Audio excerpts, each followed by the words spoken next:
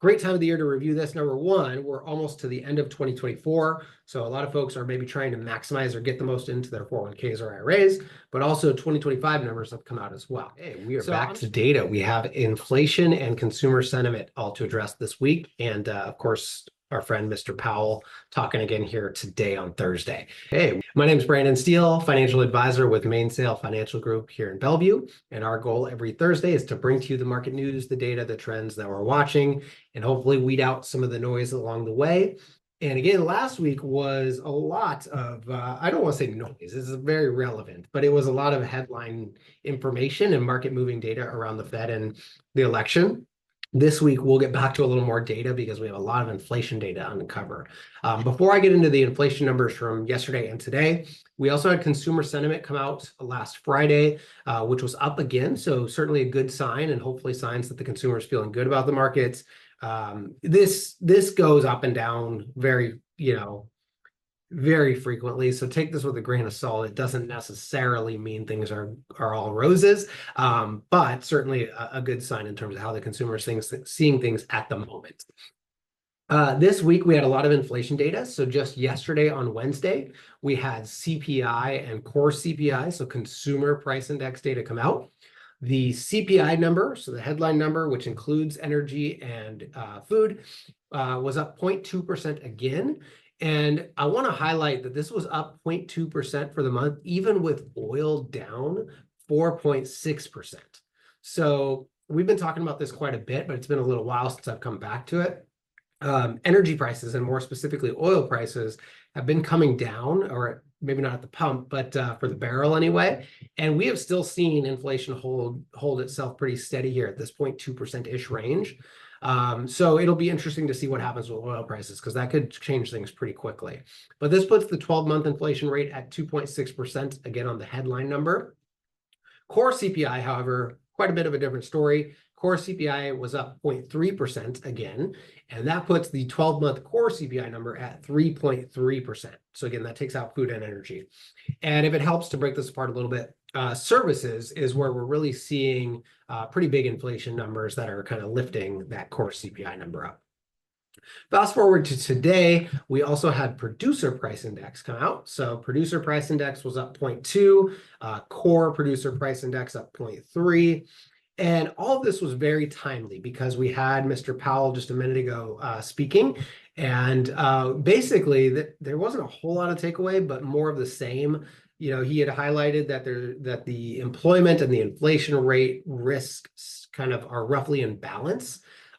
He had shared a path down to 2% still happening, just bumpy. I have a hard time with this because I guess maybe what would be interesting is to know what the timeline is towards this path to 2%, because we can go all the way back to July and inflation hasn't moved. For those who do follow us weekly, we've been talking about this idea that inflation might be really sticky at this stage, and it's shown that that's absolutely the case. It doesn't mean that it may not come down sooner than later, but I have a hard time understanding how the 2% number is still the target when we're not there and haven't seen any progress further downward for a while. So we'll continue to watch it, but the inflation data keeps kind of suggesting it's going to be a little harder to actually get to 2. But nonetheless, obviously more time, more data will start to tell more of a story as well. But I think what the market didn't like was it seemed like maybe there was a tone of optimism in the economy, and what that could mean is that the Fed may not be as pressured to reduce rates. It seemed like there was some underlying tones of that. I'm reading between the lines quite a bit here, so bear with me a bit. But I believe that's kind of why the market didn't seem to like the Fed's comments, was just maybe a tone that maybe with the economy being stronger, that could mean maybe they don't need to reduce rates, to the degree that maybe they had planned. Coming up next week, we have retail sales and housing data. So obviously a lot to cover this week. Next week's a little bit lighter, but still retail sales and housing data. And before we break for the weekend coming up, I want to address a great question of the week from Julie, which is about contribution limits. Great time of the year to review this. Number one, we're almost to the end of 2024. So a lot of folks are maybe trying to maximize or get the most into their 401ks or IRAs, but also 2025 numbers have come out as well. So I'm just going to keep this really simple for today's purpose. For the 401k in 2024, the maximum contribution that you can make is $23,000. And for those age 50 and up, there's an extra $7,500 catch up. So 23,000 if you're over 50 and up, 7,500 extra, so 30,500 for those individuals. In 2025, the catch up stays the same, but the contribution limit jumps up to 23,500, so $500 increase. However, there are also some new rules to be aware of. So under the Secure Act 2.0, there are also additional catch-ups for those age 60 to 63, I believe it is.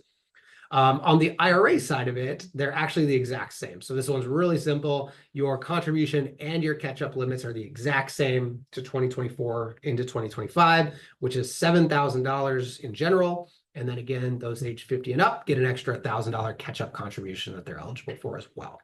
So thank you for the question of the week. Hopefully that is very timely as you all kind of think about your year-end strategies and gear up for 2025.